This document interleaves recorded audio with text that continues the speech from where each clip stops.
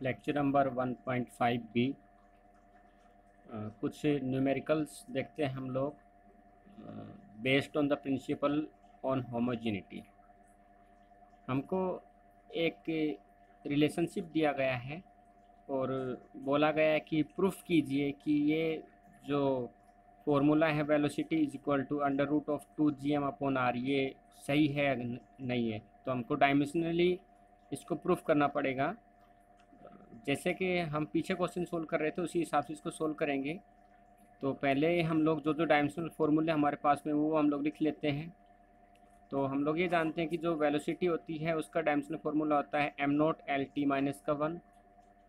Gravitational constant का हम लोगों ने पिछले लेक्चर में निकाला है, उसका डायमेंशनल फार्मूला है with the help of the F is equal to G m1 m2/r² करके निकाला था हम लोगों ने। तो ये जो डायमेंशनल फार्मूला है ये आ जाएगा हमारे पास में ग्रेविटेशनल कांस्टेंट का। मास जो है उसका डायमेंशंस होगा m, और रेडियस जो है, क्योंकि रेडियस एक डिस्टेंस है और डिस्टेंस को हम लोग मेजरमेंट करते हैं लेंथ में, तो रेडियस का हो जाएगा l। हमारा जो प्रोसीजर रहता है वो ये रहता है कि पहले लेफ्ट हैंड साइड ले लेते हैं और फिर हम लोग राइट हैंड साइड को लेते हैं। तो लेफ्ट हैंड साइड की बात करते हैं तो ये आ जाएगा हमारे पास में velocity m0 L t - 1। Right hand side की बात करते हैं तो सबकी जो पावर है, क्योंकि यहाँ पे अंडर रूट है तो सबका अंडर रूट ले लेते हैं हम लोग, और जी की वैल्यू रख देते हैं यहाँ से, एम रख देते हैं और आर जो है वो रख देते हैं, क्योंकि टू जो है वो कांस्टेंट है और कांस्टेंट को हम लोग सोल्व करते वक्त नहीं लिखते हैं। पूरे को सोल्व किया तो एक एल से एक एल कैंसिल हो जाएगा, एक एम से एक एम कैंसिल हो जाएगा, और ये हमारे पास में बचेगा L2t - 2।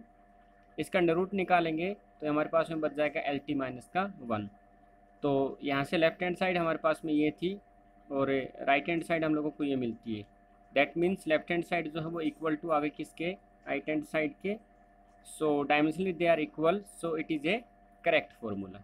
ओके, एक और क्वेश्चन देखिए बच्चों। ये कह रहा है कि एक पेंडुलम है जो ऑक्सीलेशन कर रहा है। तो ऑक्सीलेशन का मतलब पहले आप थोड़ा सा समझ लीजिएगा। ये मान लीजिए एक सरफेस है, इसको हम लोग बोलेंगे रिगिड सरफेस। रिगिड सरफेस का मतलब ये है कि जैसे आप इस सरफेस के बारे में बात करो तो ये सरफेस फ्लेक्सिबल नहीं है। जैसे स्प्रिंग फ्लेक्सिबल होता है, रबर फ्लेक्सिबल होता है, उस प्रकार से फ्लेक्सिबल नहीं है, टफ है, जो इसके ऊपर वेट लटकाने से ये मूवमेंट नहीं करता, चेंज नहीं होता इसकी शेप और साइज। यहाँ पे हम लोगों ने एक धागा लिया या एक वायर लिया, ये हम लोगों ने एक वायर लिया जिसको हम लोग बोलते हैं स्ट्रिंग। धागा वायर कुछ भी ले सकते हैं आप लोग, स्ट्रिंग। इस स्ट्रिंग से जो है एक हम लोग इस तरीके से बांध देते हैं, इसको बोलते हैं बोब, BOB, बोब। इस बॉब का जो है कुछ मास होता है, इस स्ट्रिंग की जो है कुछ लेंथ होती है, बॉब का कुछ मास होता है, स्ट्रिंग की कुछ लेंथ होती है। ठीक है, अब ये जो पेंडुलम है ये इसकी इक्विलिब्रियम पोजीशंस पे है, और जब पेंडुलम ऐसा रहता है तो हम लोग बोलते हैं ये पेंडुलम अपनी पोजीशंस की मीन पोजीशंस पे है। That is called mean position. मान लीजिए हम लोगों ने इस पेंडुलम के ऊपर फोर्स लगाया, और फोर्स लगाने के कारण ये जो बॉब है ये मूव करके यहाँ पे पहुँच गया। तो यहाँ पे जब ये पहुँचेगा तो यहाँ से पहले यहाँ से लेके यहाँ तक आप ये लाइन ड्रॉ कीजिएगा। तो यदि ये लाइन हम लोग ड्रॉ करते हैं तो ये लाइन ये बताती है कि अभी जो पेंडुलम है वो इसकी इस पोजीशंस पे है, और इस पोजीशंस को हम लोग बोलते हैं एक्सट्रीम पोजीशन। Extreme position. तो ये जो इस लाइन और इस लाइन के बीच में ये जो एंगल बना, ये वाला थीटा, ये कहलाता है हमारे पास में एंगुलर डिस्प्लेसमेंट। Angular displacement. ठीक है, फिर से देखिए, ये एक रिगिड सरफेस है जो फ्लेक्सिबल नहीं है, ये स्ट्रिंग है, ये एक बॉब है जिसका मास है, स्ट्रिंग की कुछ लेंथ है। जब पेंडुलम इस पोजीशन पे रहता है तो हम बोलते हैं पेंडुलम मीन पोजीशन पे है। जब हम लोगों ने एक फोर्स लगा पेंडुलम यहाँ पे पहुँच गया तो हमने बोला कि पेंडुलम एक्सट्रीम पोजिशन पे पहुँच गया। ओके ओके, उन दोनों के बीच में जो बनने वाला एंगल है that is called theta. Okay, तो ये कह रहा है कि अच्छा, यदि पेंडुलम यहाँ गया, वापस आया, फिर इधर गया, फिर वापस आया, तो वो बोलते हैं कि वन साइकिल। फिर से देखिए, यहाँ से यहाँ गया, वापस आया इधर से, फिर यहाँ गया और वापस आया यहाँ तक आना, that is called one cycle. ठीक है, तो जब एक पेंडुलम इस तरीके से अपनी साइकिल्स में रोटेट करता है तो हम लोग बोलते हैं कि पेंडुलम ऑक्सीलेशन कर रहा है। ऑक्सीलेशन, जब एक पेंडुलम अपनी इस साइकिल को रिपीट करता है, मतलब कि जाना आना, फिर इधर जाना, फिर इधर आना, फिर इधर जाना, फिर इधर जाना, दैट इज कॉल्ड ऑक्सीलेशन। तो ये कह रहा है कि एक पेंडुलम है जो ऑक्सीलेशन कर रहा है, तो उस पेंडुलम का एक बॉब है जिसका मास है, एक लेंथ है, ठीक है, एक एक्सेलेरेशन ड्यू टू ग्रेविटी, क्योंकि हम लोग जानते हैं कि अर्थ जो है वो हर एक चीज़ के ऊपर एक फोर्स लगाती है, और चौथा जो है एंगुलर डिस्प्लेसमेंट। तो आपको ये बताना है कि ये जो चार क्वांटिटी है इनका किस रेशियो में डायमेंशंस जो है उस पेंडुलम के जो फॉर्मूला उसके ऊपर इफेक्ट करता है। तो हम लोग ये मान लेते हैं कि जो डायमेंशंस है वो नहीं पता, इसलिए ए बी सी डी चार हम लोगों ने डायमेंशंस मान लिए, और हमको ये निकालना है कि फॉर्मूले के अंदर डायमेंशंस कितने टाइम्स इफेक्ट करता है, क्योंकि हम लोगों ने ये पढ़ा है बच्चों कि जो डायमेंशनल फार्मूला वो ये बताता है कि किस क्वांटिटी का उस फॉर्मूले किस क्वांटिटी का उस फॉर्मूले में कितनी इंपॉर्टेंस है, कौन ज़्यादा लेस इफेक्टिव है, कौन ज़्यादा मोर इफेक्टिव है। ठीक है, ओके। तो हम लोग क्या करते हैं, सबसे पहले डायमेंशनल फार्मूला जो है वो हम लोग लिख लेते हैं यहाँ पे। तो हम लोग ये जानते हैं कि जो टी है उसका डायमेंशनल फार्मूला आ जाएगा हमारे पास में एम नोट एल नोट, और ये आ जाएगा T1। इधर से क्योंकि ये डायरेक्टली प्रोपोर्शनल है इसलिए हम लोगों ने इक्वल टू का साइन लगाया, और के जो है वो एक लिख दिया डायरेक्टली प्रोपोर्शनल टी। तो के is a directly proportional T. ठीक है, यहाँ से डायमेंशनल फॉर्मूला लिखेंगे हम लोग, तो ये आ जाएगा एम ए, ये जो एल है ये आ जाएगा एल बी, और जी जो है वो है एक्सेलेरेशन ड्यू टू ग्रेविटी जिसका होता है एल टी माइनस का 2 सी। ओके, थीटा जो है वो एक कांस्टेंट क्वांटिटी है, और कांस्टेंट क्वांटिटी को हम लोग नहीं लिखते हैं। ठीक है, आगे देखिए, अब हम लोग ये जानते हैं कि जो जो टर्म्स हैं उनको हम लोग इकट्ठा कर लेते हैं, तो ये आ जाएगा M note L note T1, इधर से आ जाएगा एम, क्योंकि अकेला इसलिए एम को अकेला लिखा, एल यहाँ पर भी है यहाँ पर भी है इसलिए एल आ जाएगा बी प्लस का सी, और टी क्योंकि अकेला है इसलिए हो जाएगा माइनस का 2c। Comparing on both side, comparing on both side, तो ए जो है एम से एम कैंसिल हो जाएगा, ए जो है उसकी वैल्यू आ जाएगी हमारे पास में 0, बी प्लस सी जो है उसकी वैल्यू है 0 इस केस में, और माइनस का 2c जो है उसकी वैल्यू आ जाएगी इक्वल टू में 1, माइनस का 2c और 1, क्योंकि t को t से कंपेयर करें तो माइनस का 2c इज इक्वल टू 1। तो c की वैल्यू हम लोग यहाँ से निकाल सकते हैं जो कि आ जाएगी माइनस का 1/2। ओके, c की वैल्यू इसके अंदर पुट कर देंगे तो b माइनस का 1/2 इज इक्वल टू 0, और b की वैल्यू आ जाएगी 1/2। तो हमारे पास में तीनों वैल्यू है, a की वैल्यू है, b की वैल्यू और c की वैल्यू है। इन सब की सब वैल्यूज़ को उठा के हम लोग इक्वेशन नंबर 1 में पुट कर देंगे, और हमें ये पता चल जाएगा कि जो टाइम पीरियड है वो सिंपल पेंडुलम के किस किस रेशियो के ऊपर डिपेंड करता है। ओके, तो t इज इक्वल टू आएगा हमारे पास में m इंटू में a की वैल्यू है 0, और यहाँ पे जो l है b की वैल्यू जो है वो है 1/2, और जो g है उसमें c की वैल्यू है माइनस का 1/2। इसको मॉडिफाई करके हम लोग लिख सकते हैं l की पावर 1/2, और g माइनस में तो नीचे जाएगा तो हो जाएगा g की पावर 1/2। मतलब कि जो time period of simple pendulum जो है वो डिपेंड करेगा √L/G। यहाँ से हमको ये क्या क्या चीज़ें समझ में आ रही है, यहाँ से हमको ये समझ में आ रहा है कि जो सिंपल पेंडुलम होता है, ये पेंडुलम जो ऐसे से ऑक्सीलेट करता है, इस पेंडुलम का मास के साथ में कोई कनेक्शन नहीं है। जैसे कि बच्चों ऐसा समझिए, आप झूला झूल रहे हो, पहले आप अकेला झूला झूल रहे हो तो 1 मिनट में सॉरी 4 सेकंड में आप जो है जाना झूले के से और दूसरी तरफ जाना और फिर वापस लौट के आना, आपको 4 सेकंड लगती है। कैसे, देखिए, मान लीजिए आपने यहाँ से शुरू किया, आपको यहाँ तक लगा 1 सेकंड मेन पोजीशन तक, फिर से आपको झूला झूलते हो यहाँ तक लगा 2 सेकंड, फिर वापस आए 3 सेकंड और फिर वापस आए 4 सेकंड। तो आपने 4 सेकंड में 1 साइकिल कंप्लीट किया। तो यदि आप अकेले झूल रहे हो झूला और आपने 4 सेकंड में 1 साइकिल कंप्लीट किया है, और मान लीजिए अभी आपका फ्रेंड जो है वो भी आपके पास में आके बैठ गया, तो अभी भी बच्चों जो टाइम पीरियड है वो इंक्रीज और डिक्रीज नहीं होगा। अभी भी आपको जाने में आपके दोस्त के साथ और वापस आने में 4 सेकंड का ही टाइम लगेगा, क्योंकि जो फॉर्मूला है हमारा वो ये कहता है कि time is independent in the oscillations of a simple pendulum. ठीक है, it depends on the length and acceleration due to gravity. जैसे कि यदि आप झूले की जो रस्सी है जहाँ आपने झूला बांधा उसकी रस्सी की लंबाई बढ़ा दोगे, तो हम लोग ये जानते हैं जैसे कि ये यदि लेंथ आप बढ़ा दोगे तो जो टाइम पीरियड है जो 4 सेकंड लगने वाला था वो 4 सेकंड से बढ़ जाएगा। ठीक है, क्योंकि T is square root of L. ठीक है, okay.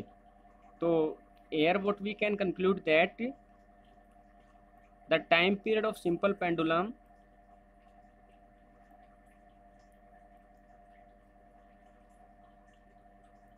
the time period of simple pendulum is independent of the mass of the object, independent of the mass of the object।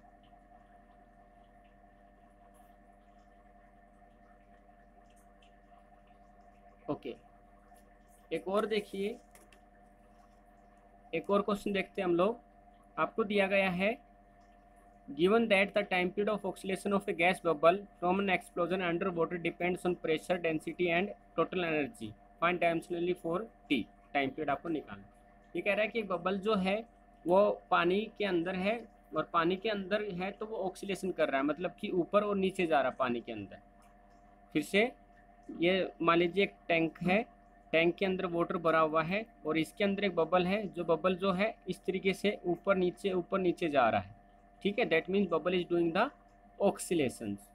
क्योंकि जब कोई चीज़ अपनी मीन पोजीशन से, ये बबल की mean position से यहाँ से एक्सट्रीम पे गया, वापस मीन पोजीशन पे आया और वापस से एक्सट्रीम पे गया, फिर से मीन पे आया, फिर से एक्सट्रीम पे गया, फिर से मीन पे आया, फिर से एक्सट्रीम पे गया।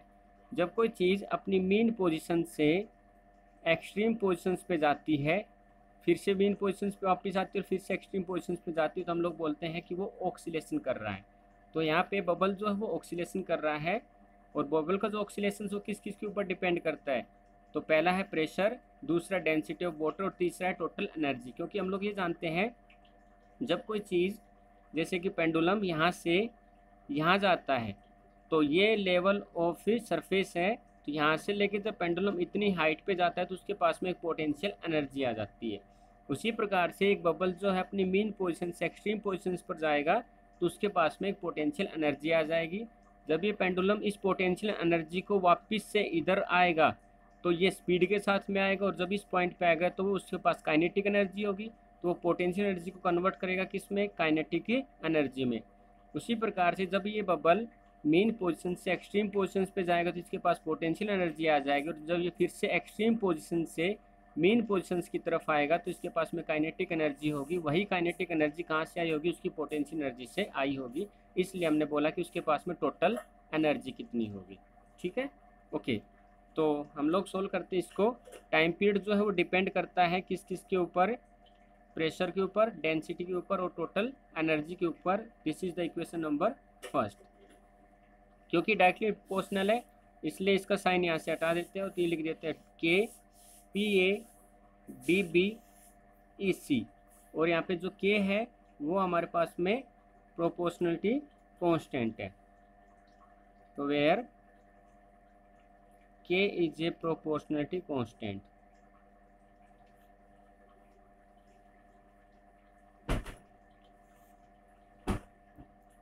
ओके, हम लोगों को डायमेंशनल फॉर्मूले की रिक्वायरमेंट पड़ेगी, तो सबसे पहले हम लोग डायमेंशनल फॉर्मूले निकाल लेते हैं। तो प्रेशर का निकालते हैं हम लोग। प्रेशर हम लोग जानते हैं फोर्स अपॉन एरिया होता है,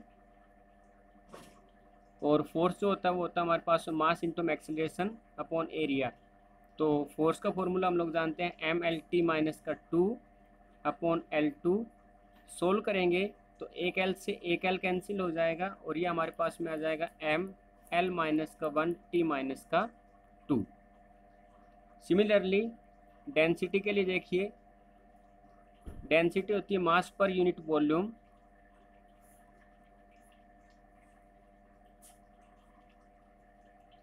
तो मास का हो जाएगा m, वॉल्यूम जो है लेंथ ब्रेथ और हाइट जो है, तो एक्चुअली तीनों जो है मेजरमेंट ऑफ लेंथ है, इसलिए ये हो जाएगा m L3 and T note. Energy का बच्चों हम लोग जानते हैं, चाहे पोटेंशियल एनर्जी हो काइनेटिक एनर्जी हो, दोनों का फॉर्मूला एक ही होता है। तो हम लोग यहाँ पे पोटेंशियल एनर्जी का निकाल लेते हैं, तो mgh m LT माइनस का 2, और जो हाइट होती है वो भी एक मेजरमेंट ऑफ लेंथ होती है, तो एनर्जी का आ जाएगा m L2 T माइनस का 2। LT माइनस का 2 जो है यहाँ पे g का लिया है, और g जो यहाँ पे एक्सेलेरेशन ड्यू टू ग्रेविटी है। ओके, अभी सबके सब जो फॉर्मूलेज हैं हम लोगों ने जो निकाले, ये फॉर्मूले इक्वेशन नंबर 1 में पुट कर देते हैं। तो हमारे पास में आ जाएगा टाइम का m note L note T। Compare करेंगे तो जो प्रेशर है, प्रेशर का लिखिएगा, प्रेशर का आएगा m L माइनस का 1 T माइनस का 2। क्योंकि हम लोगों को ये नहीं पता कि उस फॉर्मूले में डायमेंशंस कितने क्या क्या है, तो हम लोग इसको मान लेते हैं a। उसके बाद में डेंसिटी का लिखिएगा m L माइनस का 3, इसका b डायमेंशंस माना, और फिर एनर्जी का m L2 T माइनस का 2, इसका c डायमेंशंस माना। कंपेयर करते हैं दोनों तरफ से, तो कंपेयरिंग बोथ साइड, तो यहाँ से आ जाएगा हमारे पास में m note L note T, m यहाँ पर है, यहाँ पर है, यहाँ पर है, तो m टोटल बन जाएगा हमारे पास में a प्लस का b प्लस का c। ओके, क्योंकि आप लोगों ने एक आइडेंटिटी पढ़ी हुई होगी, a to the power m into a to the power n जो होती है वो a to the power m plus से n बन जाती है, आइडेंटिटी आप लोगों ने पढ़ी हुई होगी। ओके, उसी आइडेंटिटी को हम लोग यहाँ पे यूज़ कर रहे हैं। इसी प्रकार से L के लिए बात करें तो L के लिए आएगा माइनस का a माइनस का 3b प्लस का 2c। T की बात करते हैं माइनस का 2a माइनस का 2c। ओके, हम लोग यहाँ से कंपेयर करते हैं तो पहली इक्वेशन बनेगी हमारे पास में a प्लस का b प्लस का c, ये वाली, क्योंकि यहाँ पे m 0 है इसलिए इक्वल टू क्या आ जाएगा 0, इक्वेशन नंबर 1। फिर L को कंपेयर करते हैं तो माइनस का a माइनस का 3b प्लस का 2c, ये हमारे पास में दूसरी इक्वेशन, L भी 0 इसलिए इक्वल टू 0। T को कंपेयर करते हैं तो माइनस का 2a माइनस का 2c is equal to T की पावर 1 है, तो इसलिए आ जाएगा 1। तीन इक्वेशंस है, तीनों इक्वेशन से हम लोगों को ए बी सी की वैल्यू निकालनी है। देखिए कैसे, आप लोग बहुत अच्छे से जानते कैसे निकालनी है, फिर भी देख लीजिएगा एक बार। From equations first and third, पहली और तीसरी इक्वेशंस मैं यहाँ पे लेता हूँ, और जो पहली इक्वेशन है उसको मैं 2 से मल्टीप्लाई कर देता हूँ, क्योंकि यहाँ से 2a 2c कैंसिल हो जाएंगे। तो देखिए ये आएगा 2a प्लस का 2b प्लस का 2c is equal to 0, minus का 2a माइनस का 2c is equal to 1। Solve करेंगे, ये cancel, 2b is equal to 1, और b की वैल्यू आ जाएगी 1/2। इक्वेशन नंबर 4 नाम दे देते हैं इसको। अभी इक्वेशन फर्स्ट और सेकंड देखिए, from equation first and second, तो ये आएगा a प्लस का b प्लस का c इज इक्वल टू 0, और माइनस का a माइनस का 3b प्लस का 2c is equal to 0। Solve करेंगे तो a से a कैंसिल हो जाएगा, ये बचेगा माइनस का 2b प्लस का 3c इज इक्वल टू 0, और यहाँ पे 2b की वैल्यू पुट कर देते हैं हम लोग, तो माइनस का 2 इंटू b की वैल्यू है 1/2 प्लस का 3c इज इक्वल टू 0। तो सोल्व करेंगे तो c की वैल्यू आ जाएगी हमारे पास में 1/3। इक्वेशन नंबर 5 इसको नाम दे देते हैं। b की वैल्यू आ गई हमारे पास में, क्योंकि बच्चों हमारे पास b की वैल्यू है, c की वैल्यू है, दोनों वैल्यूज़ को उठा के इक्वेशन नंबर 1 में पुट कर देते हैं। तो फ्रॉम फर्स्ट वैल्यू पुट करते हैं a प्लस का बी की वैल्यू पुट करेंगे 1/2 प्लस सी की वैल्यू पुट करेंगे, सी की वैल्यू हम लोग यहाँ से जानते हैं 1/3, 1/3 इज इक्वल टू 0। एलसीएम ले लीजिए इन दोनों का, एलसीएम आएगा 6, तो ये आ जाएगा हमारे पास में 6 से प्लस का 2 3 जा 3 2 जा इज इक्वल टू 0। 6 उधर जाएगा, 0 साथ मल्टीप्लाई हो जाएगा, 0 हो जाएगा, ये आ जाएगा 6 से प्लस का 5 इज इक्वल टू 0 और a इज इक्वल टू आ जाएगा माइनस का 5/6। इस तरीके से हम लोगों ने बच्चों तीनों इक्वेशन से तीनों वैल्यू निकाल लिए BC की। अब हमारे पास में डायमेंशंस आ गए, इन डायमेंशंस को उठा के हम लोग फॉर्मूले में वैल्यू पुट कर देंगे। तो जब हम लोग वैल्यू पुट करेंगे इक्वेशन फर्स्ट वाली में, इसमें इस इक्वेशन में जब हम लोग वैल्यू पुट करेंगे T is equal to PA DP EC, तो ये आ जाएगा हमारे पास में P इज इक्वल टू के प्रोपोर्शनलिटी कॉन्स्टेंट है, P की वैल्यू है माइनस का 5/6, D की वैल्यू है 1/2 और E का जो डायमेंशन है वो 1/3। इसको फर्दर सोल्व करने पे आ जाएगा T is equal to K D की power 1/2 E to the power 1/3 और P टू द पावर, क्योंकि P माइनस में था इसलिए उसको क्या लेके गए हम लोग नीचे ले गए। तो ये हमारे पास में एक रिलेशनशिप आ गया कि जो बबल है वाटर के अंदर, वो बबल किस किस वैल्यू के ऊपर डिपेंड करता है और कौन कौन सी डेंसिटी क्या हो गया, under root of the density, pressure का 5/6 और एनर्जी का 1/3, इन सब के ऊपर वो बबल जो है वो डिपेंड करता है। So we can say that from these equations the oscillation of the bubble depends on these things in such a ratio। ठीक है, ओके।